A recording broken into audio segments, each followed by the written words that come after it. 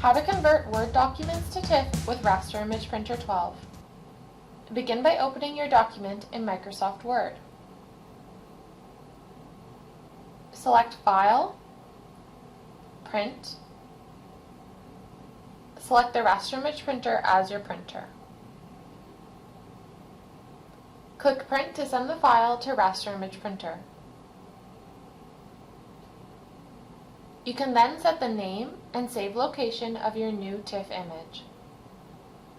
Raster Image Printer uses profiles, which are a group of settings used to create the output image you want. You can select the profile you want applied to your output TIFF image from the Save As type. Raster Image Printer comes with a few default profiles, including Color Optimized TIFF, Fax TIFF, and Monochrome TIFF, as well as a few profiles for creating PDF files and other image formats. For basic TIFF conversion, we recommend using the Color Optimized TIFF profile. Click Save to create your TIFF image. Note, if you cannot see more than the first page of your multi-page TIFF image, you need to use a different image viewer.